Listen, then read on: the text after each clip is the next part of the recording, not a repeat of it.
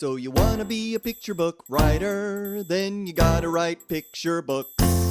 And you're gonna need a bucket load of bright ideas for titles, plots, and hooks. If you're partial to prose or you're raring to rhyme, then repeat after me, it's a challenge, but I'm gonna tackle each story 1 month at a time with 12 by 12. Hello, everyone, and welcome back to the 12 by 12 Picture Book Podcast. I'm Julie Headland, published picture book author and founder of the 12 by 12 Picture Book Writing Challenge. And I'm here today with my friend and colleague, Chiara Colombi.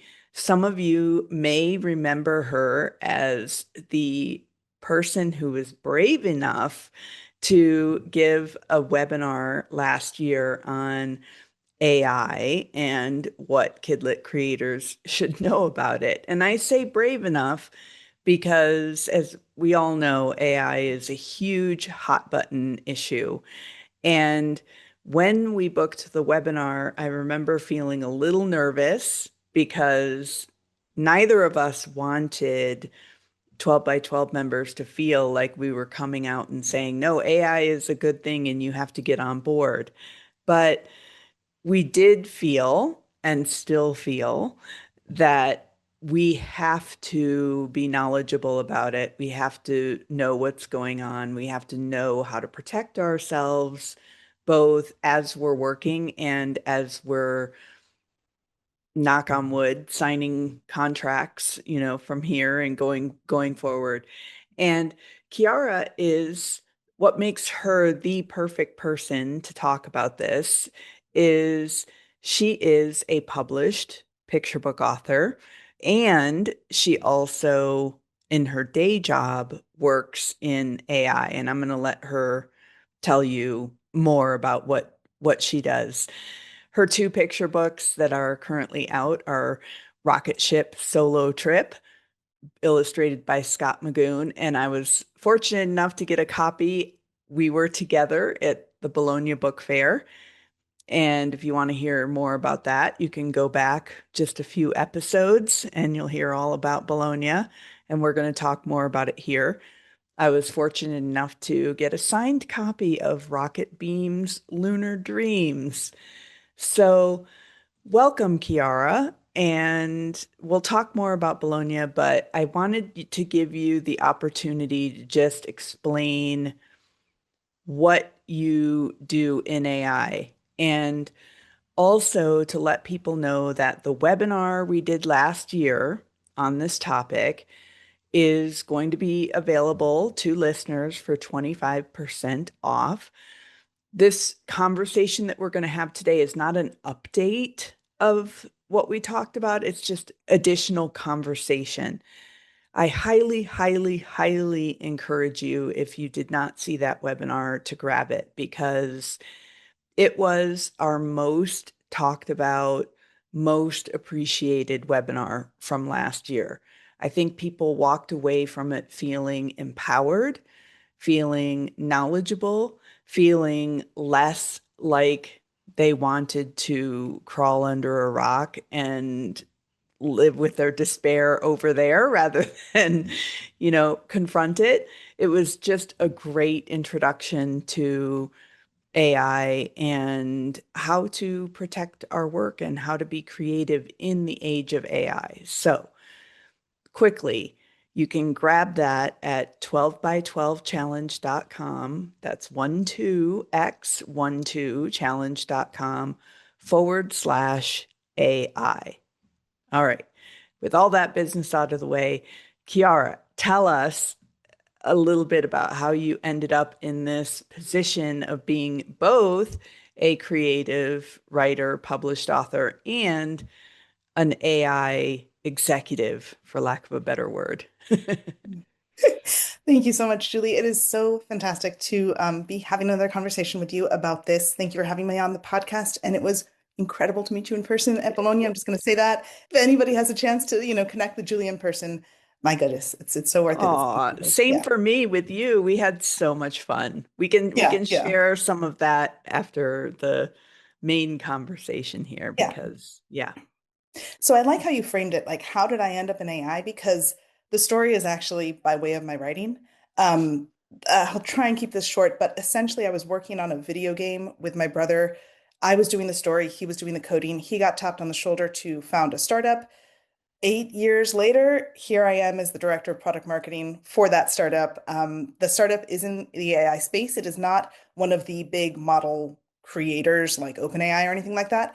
We're a much smaller startup, and we're focused on data privacy by way of AI and for AI. So it's not about building the tools that are creating these models that are generating all the things. It's actually about using those tools, using AI to help us protect sensitive data, specifically consumer data within developer workflows. So we're finding sensitive data, like basically, in a nutshell, anything a developer builds on consumer data typically is involving sensitive data, your first name, your social, financial data, healthcare data.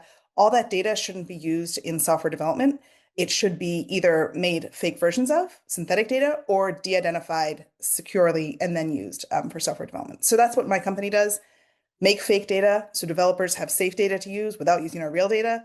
And it involves AI in the process. And obviously, working at an AI company, the expectation to be on the ball about what is going on in AI and using AI in our day to day is, beyond high. It's just the fact. We've got to be experts on AI insofar as we can be in our fields. So that is my day job. I would say it's sort of like you have to stay on top of AI the way we also have to stay on top of everything that's happening in the writing publishing sphere, right? Yes.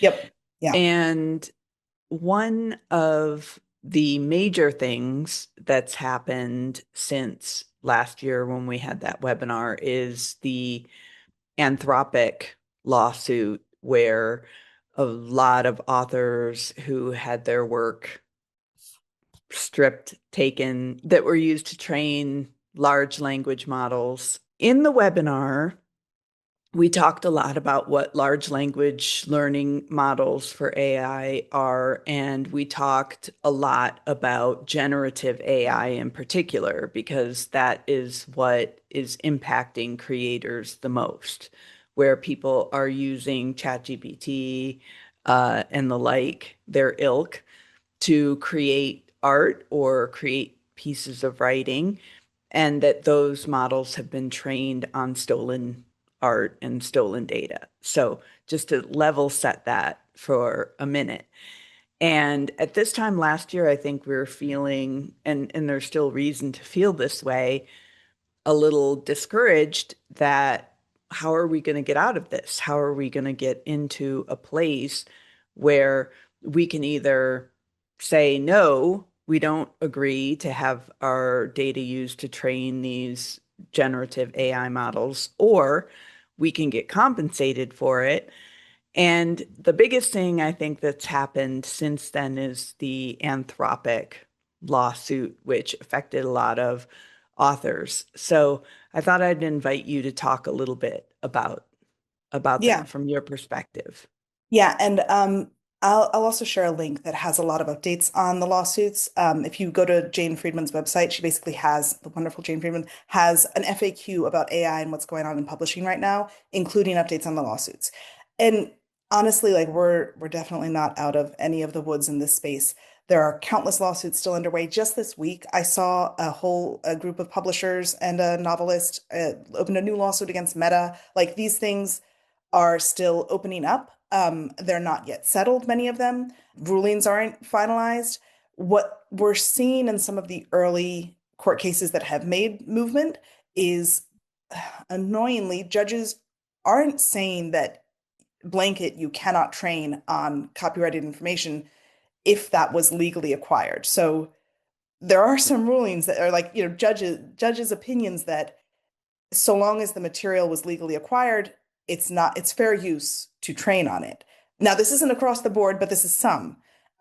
Whereas obviously, if the books were illegally acquired from the pirated libraries, which was the case in like all of these models, that is illegal and that is not fair use of copyrighted information. But there's a lot of nuance in here. It's very tricky. Copyright is still protected. there's so many like angles I could go into here. But with the Anthropic deal in particular, what I think probably most listeners know somewhat about is they came to a settlement that basically requires them to pay $3,000 per title that was used, that was like a pirated title that had a copyright registered to it. So that $3,000, I think that like is might go directly to the author, might go to the publisher to split with the author and publisher, but they did come to a settlement. So in that view, like at least Anthropic is paying for what they did. But yeah, the verdict is still out in terms of whether or not they have the right to, like, whether or not they have to request our permission first. That's not something that has any jury or judge has decided anything on. Whether or not, like, what constitutes copyrightable material when it comes to AI generated content. For the most part, the courts are saying that what can be copyrighted must be human generated. Where it gets gray is what if a human heavily like coaxed and fine tuned, like generated art with generative AI and then applied their own art on top of that, like if you think of visual art, for example, or used AI to like edit their text. Like there's a lot of gray zones, and I don't know when we're going Right. to have that sorted out. Yeah. Um, yeah, It's like a Russian nesting dolls of mhm. Yep, problems, like the yep, thing, because the first thing that came into my head is how can you legally acquire copyright to share under fair use if you don't have permission, right? Because the right, whole thing about copyright laws is that it can't be used without permission, it can't be right. reproduced without permission. So anyway, I know that we don't have that answer yet, but to me it seems dubious at best that Yeah, you yeah, could some, sorry, go. argue that you've legally acquired some copyrighted material for purposes of training an AI model without having permission from the person who Yeah, created yeah, that thing, yeah. right? Yeah, what the arguments that are being made is that training constitutes fair use so long as the material was legally acquired. Mm, Because they haven't been able to, the plaintiffs, at least from what I've read, haven't been able to provide enough evidence that the training results in damages to the career. Now, this might just be a question of time. Once we get enough copycat books from by claiming to be in the voice of a certain author, that might be enough proof. It might be that we just don't have the proof yet. But there's so many judges, there's so many court cases happening right now. There's conflicting results across them. There isn't a precedent set yet. It's all very gray. it's still pretty murky out there. And Mhm. in that light, though, you and I talked, and by the way, just for our listeners, we had so much fun. Chiara and I shared an Airbnb at Bologna. And so we got a lot of time to talk about this and many other issues. But one thing we talked about was being in Bologna and seeing all the beautiful books from all over the world and how we felt that there was reason for hope, even Mm, with the hits that seem to be coming to us from all angles these days. And you said something that felt really encouraging to me, which is you said that so far in your experience, it hasn't really been the creative writers. I'm not going to say art because I think that's a whole different animal and people are definitely illustrators are impacted very differently. But with respect to writing, that AI hasn't impacted those careers as much as it has, say, software engineering or things like that. Can you yeah, elaborate on that? yeah. I remember that. So I think partly I told the story that when ChatGPT first launched, my brother sent a message to me saying the robots are coming for your job, meaning my picture book job, not my date. Well, probably both jobs, honestly. Um, Fast forward a couple of years because it's been a couple of years, and the irony is the AI has come for his job first. I mean, he's the CTO of the company, the chief technology officer. It's not totally coming for his job, but for software engineers in particular, they're no longer writing code. The AI is doing it for them. So they've effectively replaced themselves. And it's because part of it is because writing software can have very clear wrong and right choices. I mean, there's a lot that I'm sure a software developer would be like, what are you talking about? There's so much nuance, and there is, but the outcome, like either the software does what you want it to do or it doesn't. With creative fields, there's no right or wrong to art and creativity. There's just doing something that resonates versus not. And that is different for everyone. That's why we have so many books, and that's why it's so important to have so many voices because we need so many voices to reach so many different audiences, so many different readers. And there's no algorithm that can do that, that can Right. clearly nail. There's no right or wrong. So you can't create an algorithm for the creative process and for whether or not it works. I mean, Mm, sure, could an AI create something that resonates? Yes, but prove like it's just not as easily provable, definable, like definitive. And what what I'm also hearing, and I'll like also share an anecdote from my brother, who's his like artistic expression, sorry, is in the music space. He loves music, he plays piano. And I asked him recently, would you listen to AI generated music? And he's like, oh no, I don't care about that. Like it that's not what interests me. What interests me is what a human has to say by way of music. And I said, that's the exact same thing for books. Like, and he's a reader too. He knows this. Humans want human created art. And that fact has not changed. So I think that's a huge reason for hope. Does that kind of, yeah, it's exactly what I remember and feeling like, yeah, there are a whole lot of other issues that AI creates, right? Like contractually and the perhaps downward pressure that it's placing on advances and sales and all of those kinds of things. But I do believe and want to believe that the work that we do is so necessary and so unique and so needed that there's no way a machine can replace it. yeah, yeah, And because we've all consumed, we've all seen the product that AI puts out in terms of creativity, yeah, creative writing or picture books or art or whatever, and it's pretty soulless. Now, yes, some would argue, well, it's just going to get better though, maybe, but it can't be original. I feel like there's nothing that AI can do that can ever be original because only a human it can only yeah. take what's already been. Exactly. Today's AI is 100% derivative. Hmm. Like people talk about AGI, I don't, artificial general intelligence, and the idea that that could develop, a personality and have creativity, but we're nowhere near that. Maybe we'll get there. I don't know.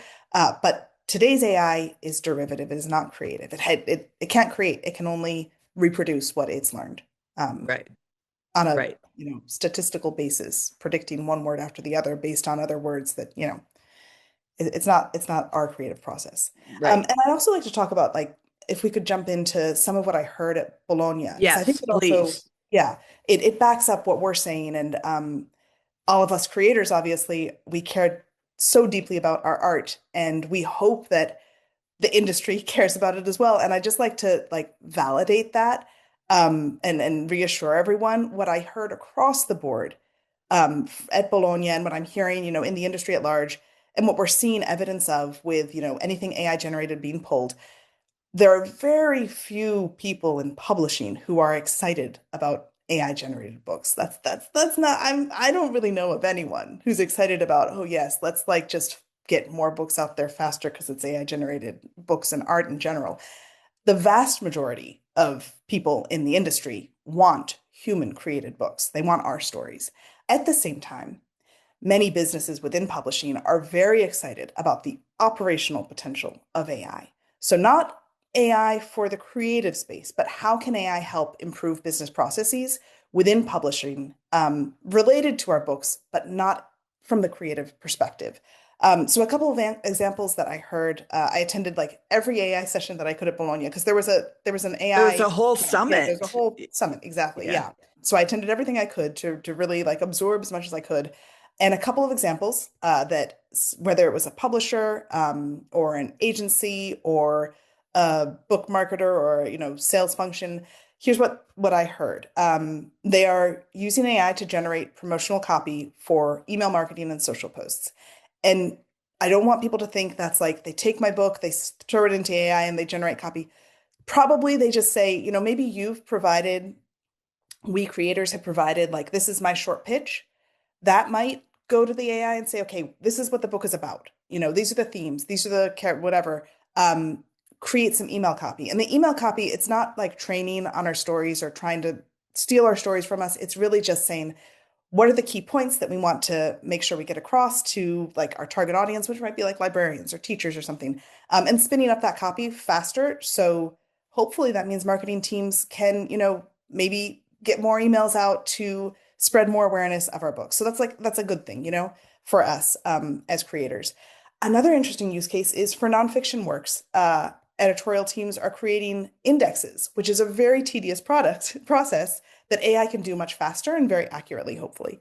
Another idea, I'm not sure if this is in practice, but was suggested as a possibility. There could be a future in which submissions or queries to agencies, submissions to publishers, queries to agencies go through a filtering system to better route and match the right query or the right submission to the right agent or editor. So if the agent or editor can provide very detailed, examples or summary of what they're looking for, their, manuscript wish list, an agent could more effectively and quickly filter those to the right people, which would hopefully lead to more yeses for, the books that we want to get out to the world. Trying to think of everything as most positively as I can because I don't want people to be afraid by these use cases because none of these concern me, I will say. Another thing is performing broad market sentiment analysis. So let's say you're looking at funny books featuring animals as a category and you want to understand what's resonating in the market. You could pull data from Instagram and TikTok about what people are saying about these books if you have like a certain list of titles and summarize that in a matter of minutes to understand what the market really likes, what we need more of, where there's gaps. Like there's a lot you can do there, which is really interesting. Again, helping us just get more books out to the world, to the readers who want them. Then, of course, I will share there were a couple of examples that concerned me. And probably this will come as no surprise. Creating audiobooks with AI, no, thank you. I don't think any of us want that. We don't want robots reading our books to kids. It's no, no. And translating books, which Yeah. as a former translator hits hard. And if it's okay, I'm going to just like keep on rambling a Yes. little bit here about translation. So I was a translator for 10 years, and this was over a decade ago. And even then, we were using automation. I had certain customers that required me to use certain automation platforms to make translation faster by just saying, okay, for this client, we have this library of past translations. Whenever a word or phrase comes up, it matches to the past, and you just hit accept. Even then, like that automation was already in place. Now these tools are powered by AI. And so hopefully it means they're better. But here are a couple of things that I find problematic even 10 years ago with these tools. Number one, sometimes the library, the history of translation is wrong.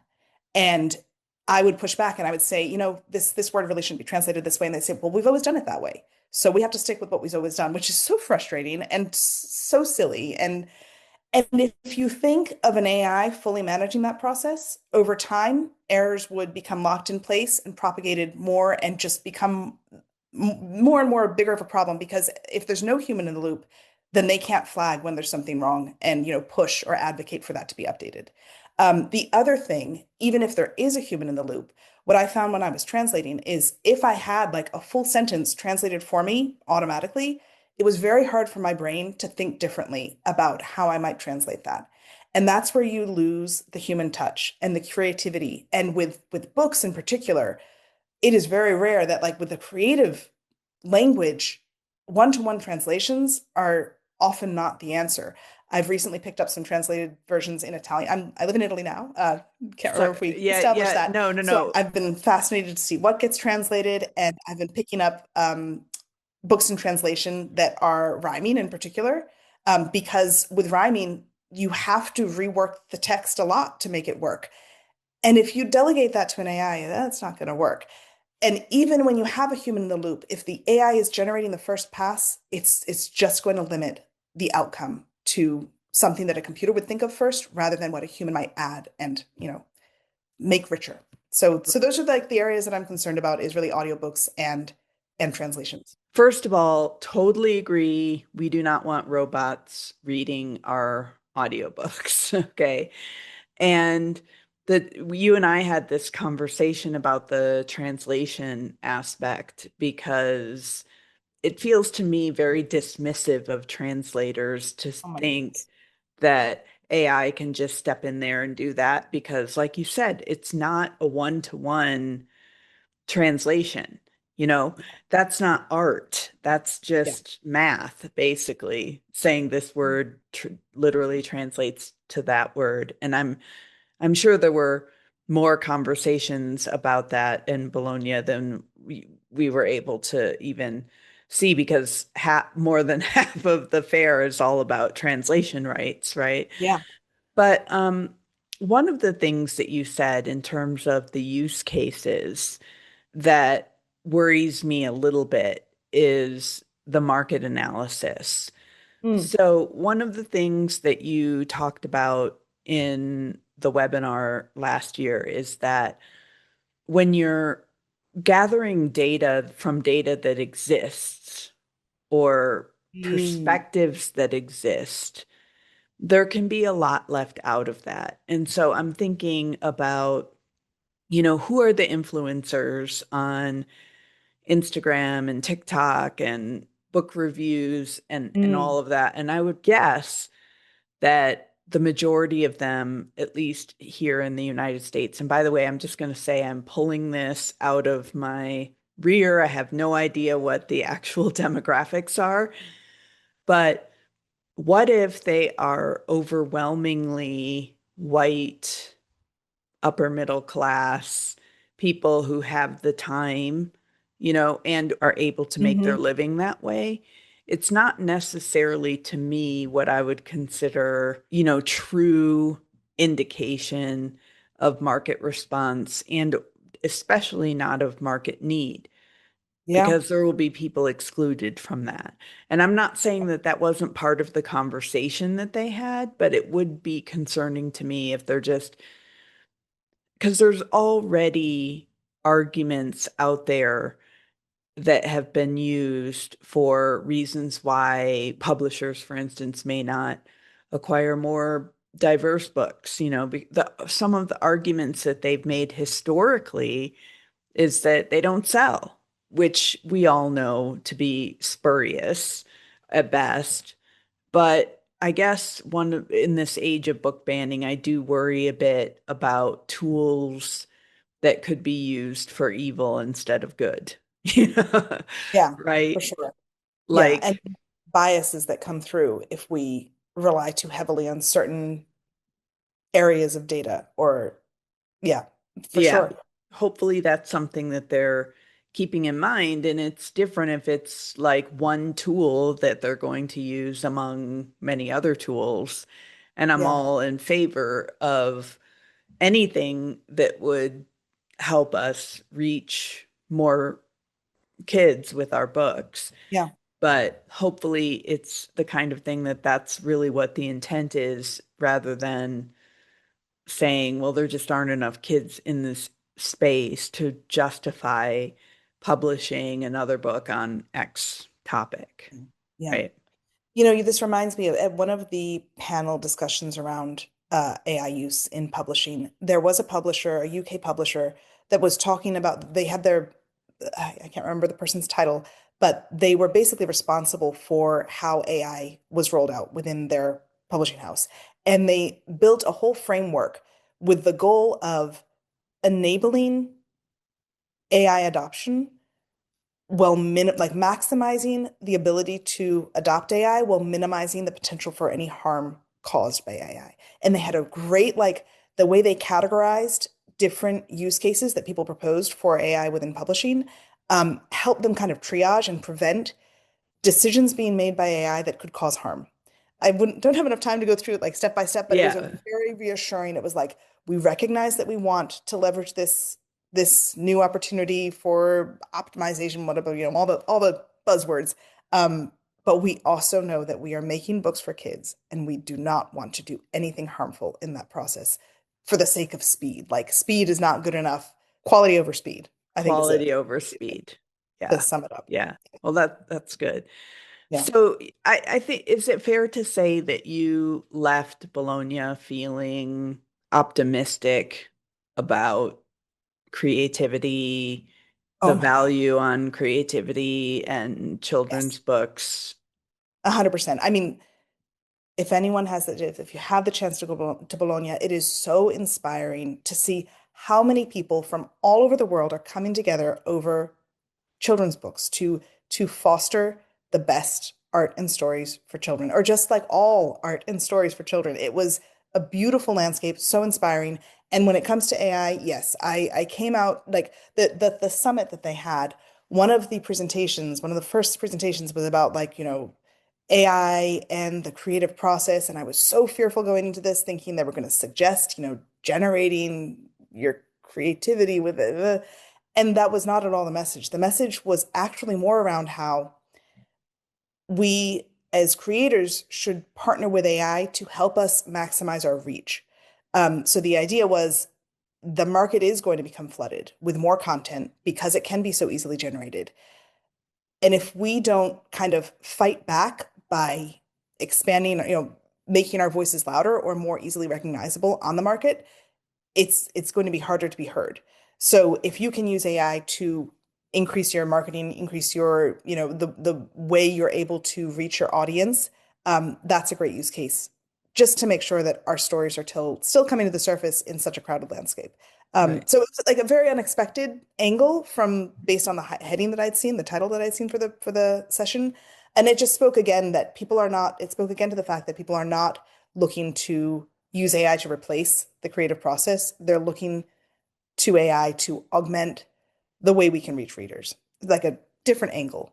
Yeah. It Yeah. was, Which yeah. I think is, and you talked about this in your webinar last year too, that there are some legitimate uses for AI, and Mhm. anything that's kind of data related and helping expand reach Mhm. and all of that. And I do know some authors, particularly in the nonfiction space, who are finding that the research that they're able to do can go quite a bit deeper sometimes Yeah. with AI than your standard, Google searches and things like Yeah. that.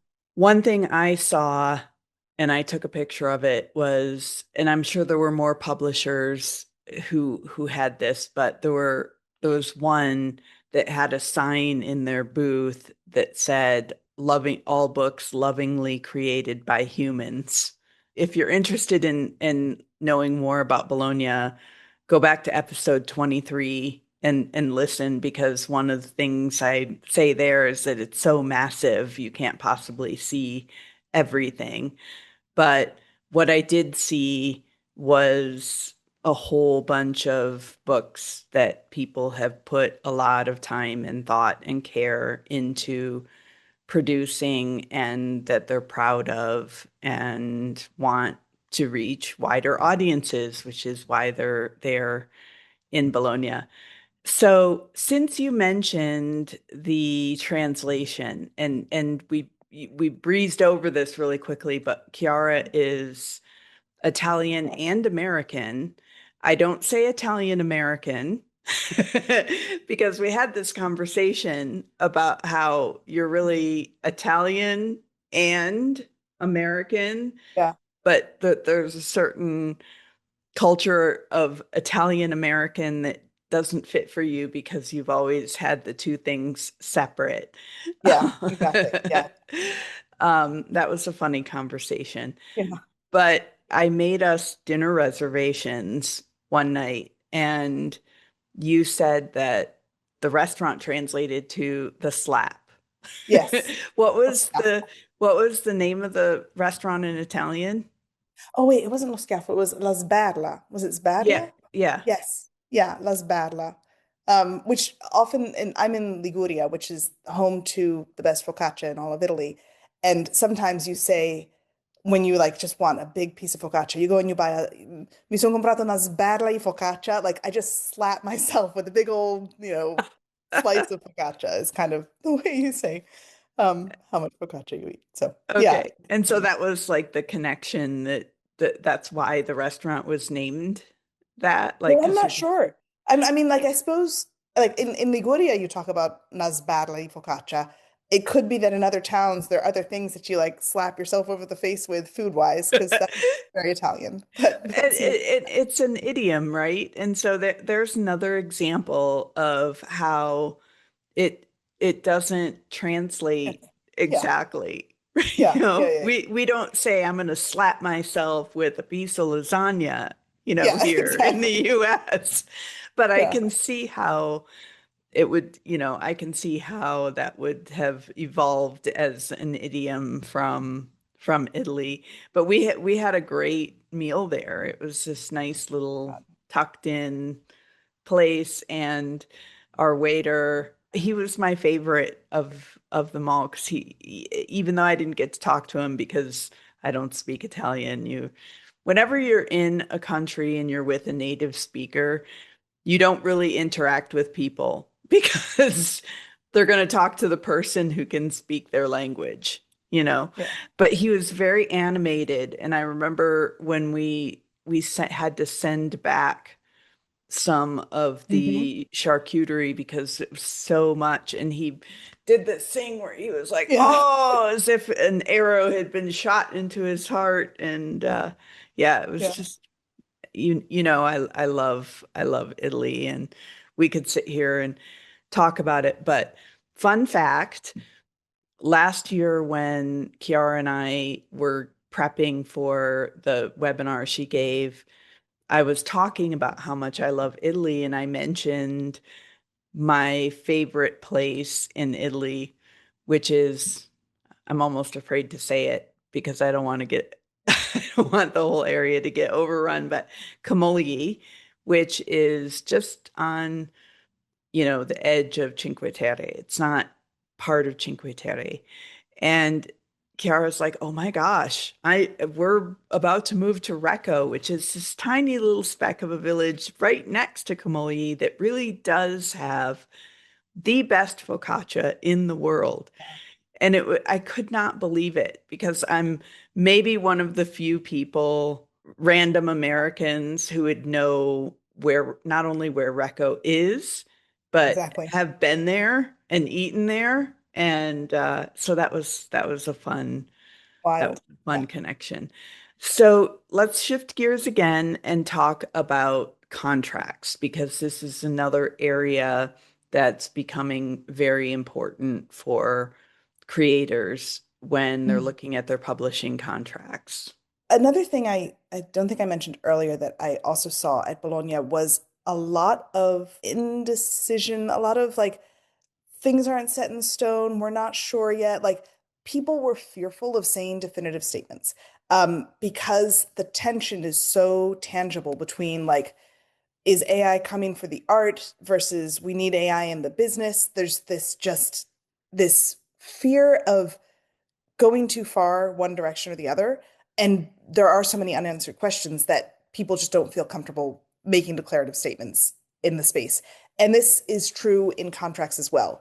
I attended a special session before Bologna on the Sunday before that was all about rights and contracting because I wanted to get as much as I could out of the event, like absorb as much information as I could. And they had a section about AI and AI clauses, and multiple presenters covered AI clauses. But the summary was things are not definitive anywhere. Like different agencies, different publishing houses are approaching it in different ways. Sometimes they put something in that's this long and it just says no, no AI, any of the things. Sometimes they put something in that's multiple paragraphs long and it doesn't say no anywhere, but it says lots of stuff. And it's all a little yeah, it's a little gray. It's very gray.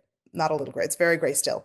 What isn't gray is that publishers are 100% on board with protecting our copyright. It's in their best interest as well. The thing that I think is still difficult to work through in contracts is how the language is written about AI. There's willingness to include AI language, but it's it's hard to make it definitive because we don't know where it's going next.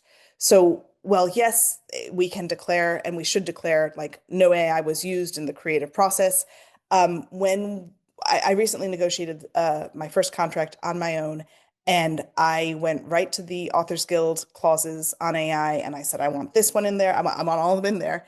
And I also made some, revisions to them based on what I know about the AI industry. And I wasn't able to get the full language that I wanted because it is very definitive. Like AI cannot be used for translation, AI cannot be used for audiobooks. And given the fact that we don't know where AI is going next, basically it's hard for a legal team and lawyers to be able to commit to that because in 5 years, things might look very differently. So it's hard. It's hard for us. It's hard for our agents. It's hard for the publishers too. It's not that they don't want to protect our work. They just don't know how much they can commit to very definitive language. So what I would recommend for anyone working through a contract is you should be able to get no AI translation without a human in the loop.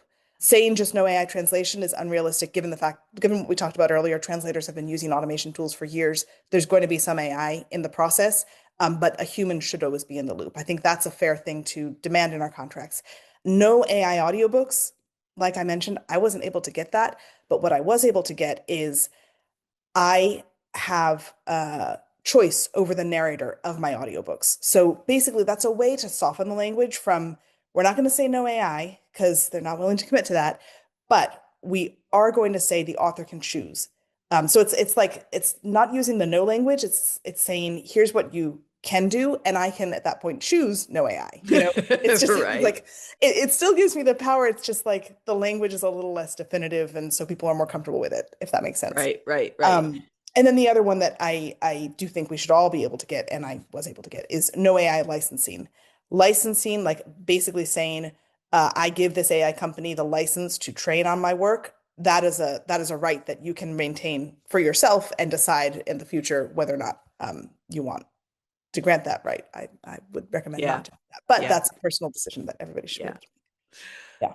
And Authors Guild, as you mentioned, is a great resource for all of this. And they're working very hard to kind of stay on top of it and advocate for authors and creators.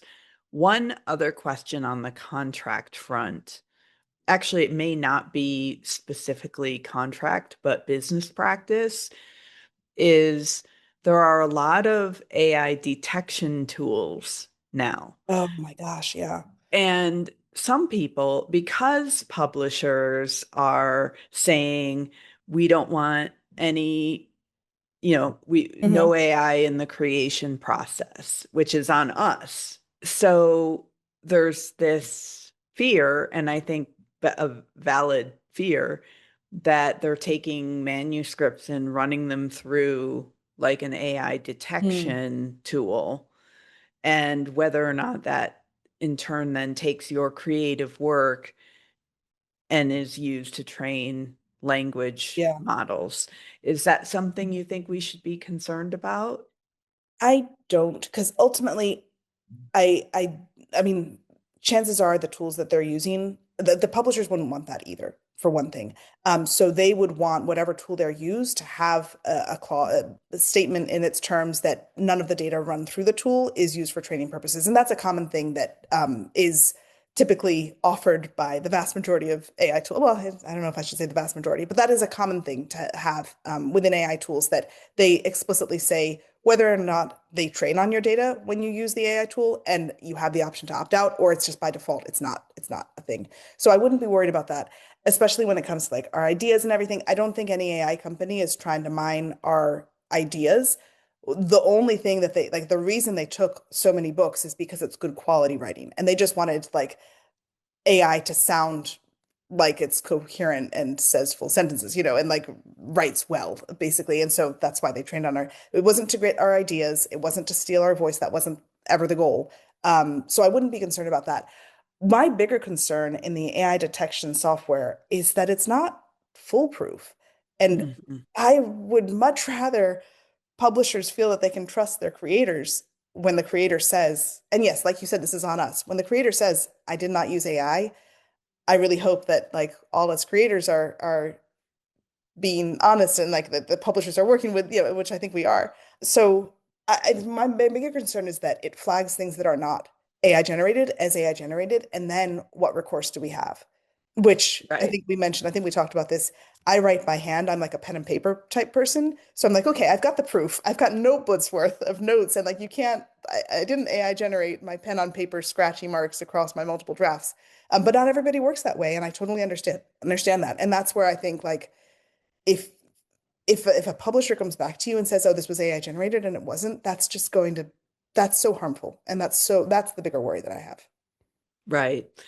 Yeah, I agree. And I just had an experience yesterday where I was submitting a manuscript for an online workshop and it had an M dash in it. And I was like, ooh, are they are they gonna think I love M dashes, I you know? know, I know. Actually, I'm very grateful though that so far they're not flagging parentheticals because I also love writing with parentheticals. Yeah, Uh, but anyway, I did not remove the M dash good. because I feel like it's one thing if you're riddled with it, and I find that that happens with copy, like website copy Mhm. and things Yep. more than creative work. But I was like, you see a lot of you'll take my M dashes out of my cold dead hands, you know. Yeah. So yeah, there are some indicators that just are not actual indicators. Oh, Right. 100%. Yeah. Yeah. Well, we could continue talking for many, many, many more hours, but I know you actually it's evening for you over there in Italy, and you've got some company coming for dinner. Manja. What's for dinner? Oh, we're making a zucchini frittata. Mm, And then we're gonna make pasta with a sugo di salsiccia, sausage sauce, basically ragu. And then my folks are bringing gelato, so at least yum. I'm that's like so the short. hungry. I haven't eaten breakfast yet. I'm really hungry Oh, now. Okay, so the way I like to end all of my interviews before I let you go off to your delicious dinner is to ask, what picture book do you wish you had written and why? okay. I love this question. I mean, there could be so many answers, but I've pulled one off the shelf that is a couple years old, and I'm sure many people know it. Your Name is a Song. Can you see? Do I have a blur on? Yes, it's beautiful. Yes. Yes, by Jamila Tompkins Bigelow and Luisa Uribe. So I grew up in the States with the name Chiara, which we Americanized to Chiara, which has a CH at the start, CHI. I got all sorts of variations as a kid. I hated my name growing up. I hated it. One year, first day of school, my teacher called me Chair, and it like I just couldn't stand my name. I wanted something simpler. I wish I had had this book growing up. I wish I had realized like the beauty of variety and culture in names. I wish I'd had that reference point and a story that just uplifts so many different names. I at the same time I think like I'm so glad that these creators made this book because I think they highlight some incredible names. So if I had written it, I don't think it would have come out the same way. But I also am grateful for this book for my own kids because they were also born in the States. Now they live in Italy. In the first couple years of school, they were going to school with very hard to say Italian names. And so as soon as this book came out, I grabbed it for both myself and for them. And we've all loved it. It's such a That's gem. such a beautiful, what a great, lovely personal connection to a picture book. Thank Yeah. you. Yeah. And once again, everyone, I really encourage you, if you are just dipping your toes now into all the conversation around AI and its impact on creators, I really urge you to grab Kiara's webinar from last year. And again, listeners get 25% off, and you can get it at 12by12challenge.com/AI. If you're interested in hearing more about the Bologna Book Fair, you can go back to episode 23. And hot off the presses, if you are a 12 by 12 member in 2027 or you plan to be, I will be leading a Bologna Book Fair tour for 12 by 12 members who want to join. And there will be more on that later. Anyway, Chiara, thank you so much. It's a blast to talk to you again, and I know we'll be talking more, and I'll be seeing you for sure next year again. Wonderful. Yay. Oh, Okay. that's awesome. Thank you, Julie. Thank you. Ciao for now, everybody. Ciao, ciao. Do it together so never you fear. It's a handy little way to help you kick into gear. You're amazing, exciting. Look out, 'cause you're writing 12 by 12. 12 manuscripts. 12 by 12. 12 picture books. 12 by 12